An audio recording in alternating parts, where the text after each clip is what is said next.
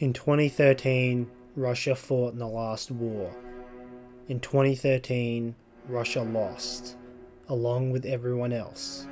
The war of 2013 would come to an end with nuclear fire, burning Russia's cities and irradiating its landscape. What remains is a lawless wasteland populated by warlords, all pretending to be more right than the other. So the question must be asked, what happened to the double-headed eagle and its army?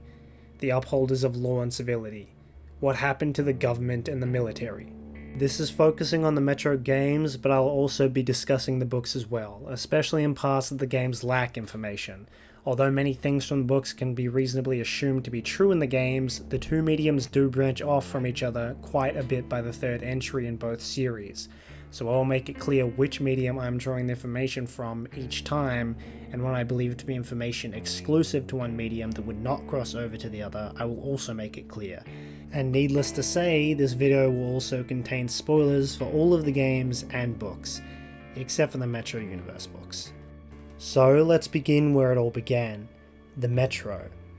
The Moscow Metro system was built with a dual purpose, to transport people all throughout the city, and to act as one giant fallout shelter during a nuclear war. Alongside the Metro, there's Metro 2. In the games, it's not quite clear where Metro 2 starts and ends, but in the books, Metro 2 is a secret complex of metro lines next to and possibly intersecting with the regular Metro. It's meant exclusively for high-level members of government. When the world ended in 2013, there was a significant number of military personnel in the Metro, quite obvious from the fact that it was a huge fallout shelter and all the military equipment present in the Metro. In fact, the army was responsible for overseeing the evacuation into the Metro and subsequent sealing of it during the nuclear strikes. So then where was the government?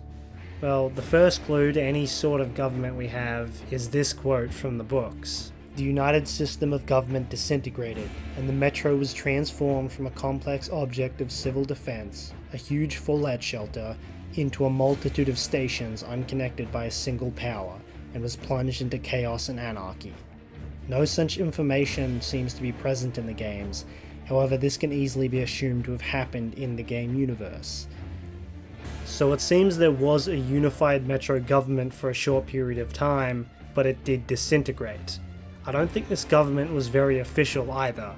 It is mentioned in the first book that the Ministry of Defense was near the entrance to the Metro, and a few of the generals made it to safety, so this Metro government was most likely just those military officers and lower level politicians that the system of governance fell to, as the higher levels of government would either be in Metro 2 or somewhere else. In the aftermath of this Metro government's collapse, many different factions and groups would emerge, with the military forces split between them, many giving up their life as soldiers and settling down in one of the many stations. Sasha's father in Metro 2034 being a good example of this. He was a military commander when the world ended.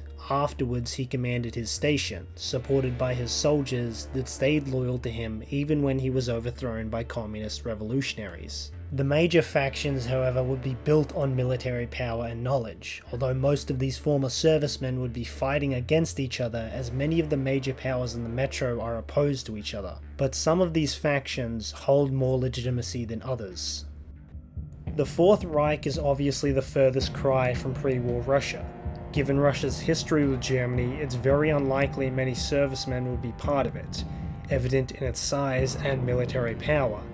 It's only comprised of 3 stations, and by the end of Metro 2035, those 3 stations have been flooded, with the inhabitants scattered, so it's entirely possible it's dissolved as an organization after this point. Then there's the Red Line, the largest faction in the Metro. They follow the structure of Soviet Russia. The thought that this would mean they have some sort of legitimacy would be false. While many people, including plenty of servicemen, would make up the Red Line, seeing it as a rebirth of the Soviet Russia they would have lived in only a few decades ago, the Red Line is still a New World government, not a continuation of an old one, as it neither has the authority afforded from the previous Russian government, nor the democratic authority of the Metro, let alone the country, to be considered an official government. Third, we have Hansa. Many may think they're what remains of the government, as they are most likely the most powerful faction in the Metro. Their society, while much more free-marketed, isn't too dissimilar from pre-war Russia. They have a functioning military, and it's mentioned in the books they even have Spetsnaz units. However, Hansa is still not even close to an official government. It was simply a society that was built around the merchants that grew rich in the post-war Metro.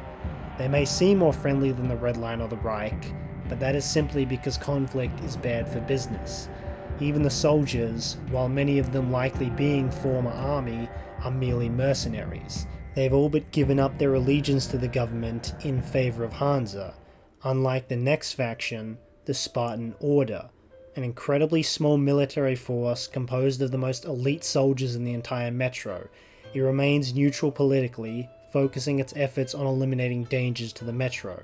Founded and commanded by Colonel Miller, a GRU Spetsnaz officer before the war. It's very likely most of its founding members were special forces. It may not act as a government, however, as shown in Exodus, Colonel Miller founded it as a continuation of the Spetsnaz, and treats it as an official unit when addressing what he believes to be the government. So while not an official government, it remains a semi-official military unit, given it was founded by an officer and likely many more soldiers, and as far as we know has never been refuted as such by any higher authority. As we see in the book, while the Order is not part of the same chain of command as Polis, it still holds authority and much respect there. Which brings us to the next faction, Polis. Another technically neutral faction, it makes up the centralmost stations of the Metro and can be considered the highest authority in the Metro, at least publicly known. The information about Polis in the games is quite limited. We know they have some sort of council, but that's as far as we go with governance. The books, however, provide plenty of insight into the government of Polis.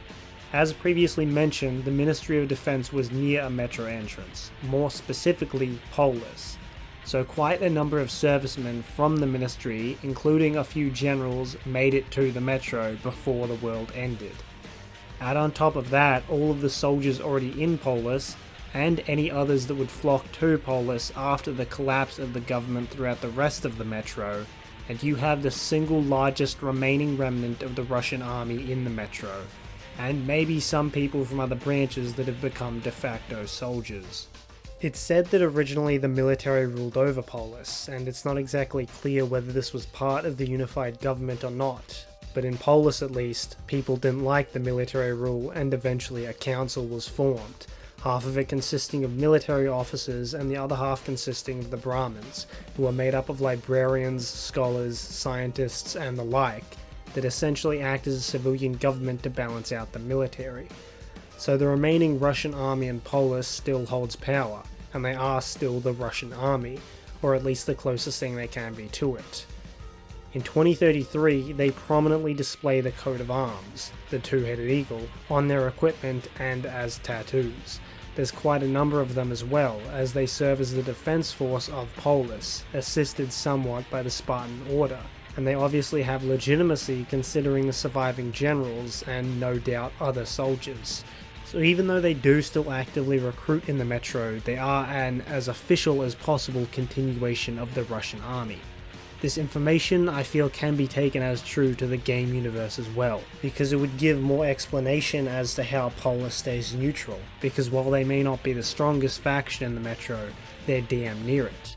Considering they have a sizable force of veteran soldiers with equipment to match, a stable economy, and would most likely be backed by the Order, an even more experienced military faction, even if any faction could win against Polis, the number of casualties sustained from such an invasion would make it a Pyrrhic victory. Now we move on to the most secretive faction in the Metro, the Invisible Watchers, or Unseen Observers. They're called a few things through the different translations. The Invisible Watchers, if they are to be believed, are what's left of the government.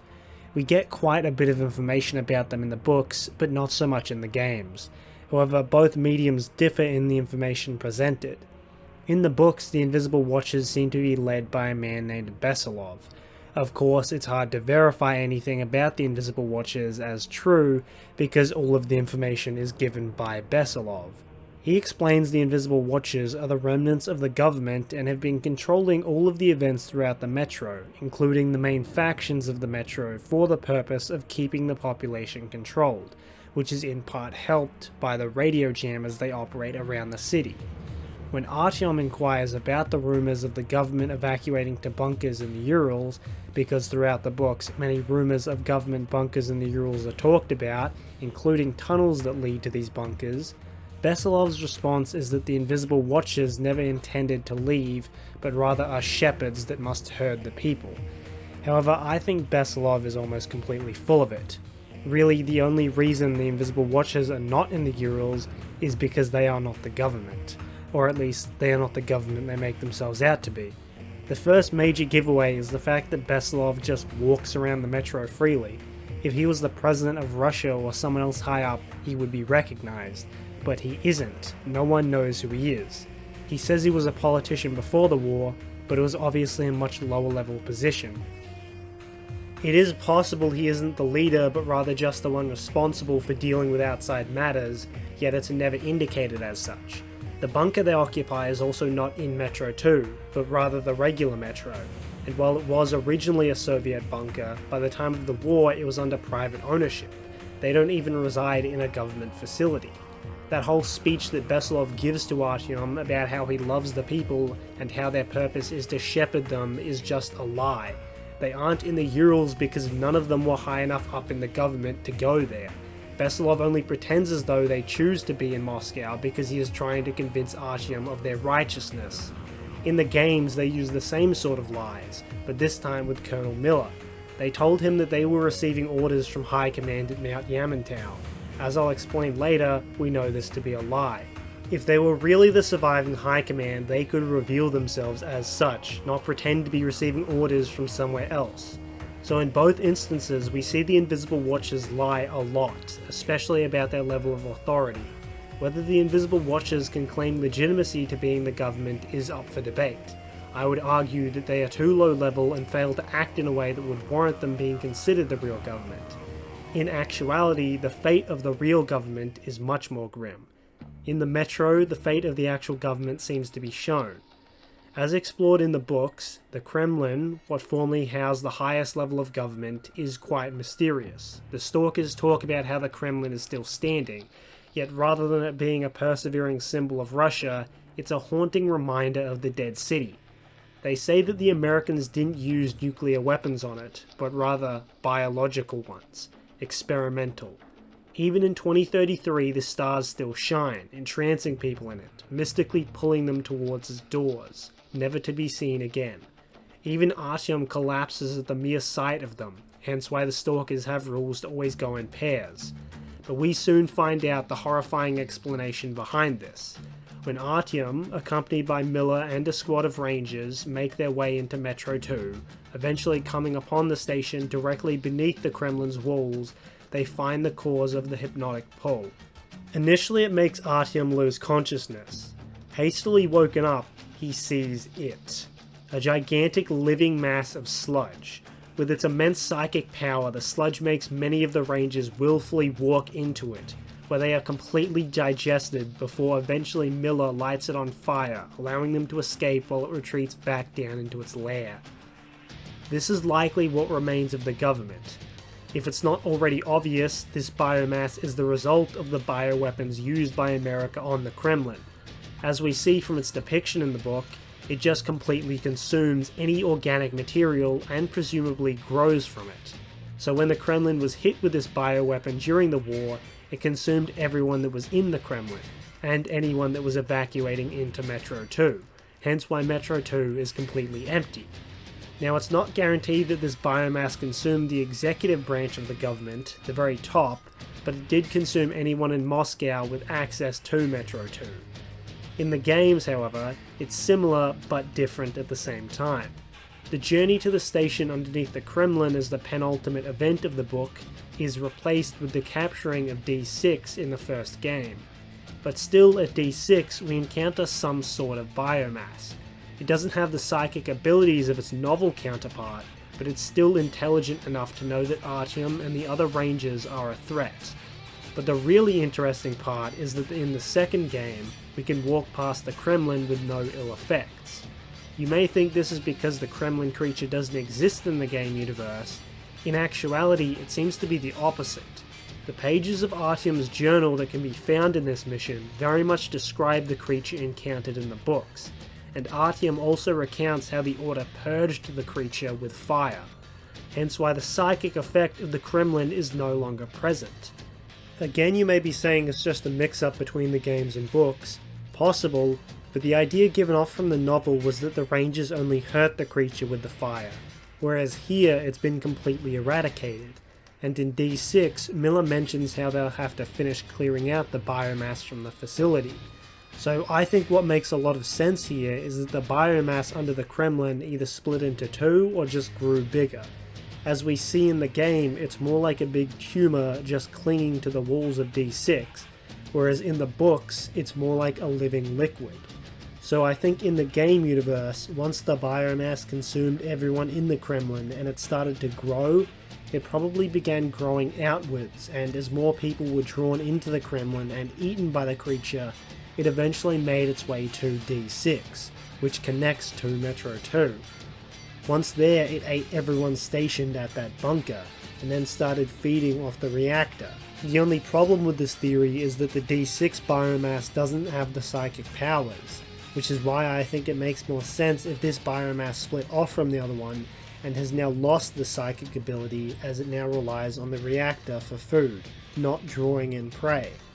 But enough about the biomass. The main point is just that it consumed the people in the Kremlin, whomever that may actually be, and in the games also consumed everyone in D6, which, considering its purpose of being a missile control and survival bunker connected to Metro 2, this was probably the destination for anyone trying to escape the Kremlin during the war.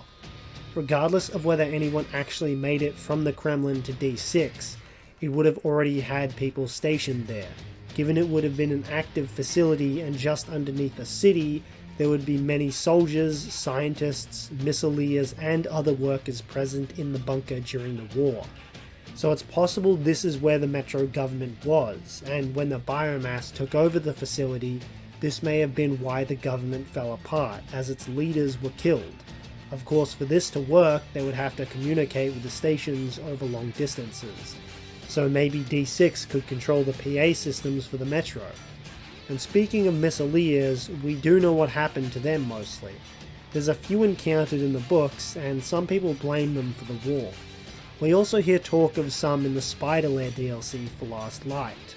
From these snippets of information, it seems that a few missileers survived, as any silos that weren't directly hit would survive the war, and they were also all connected to the Metro.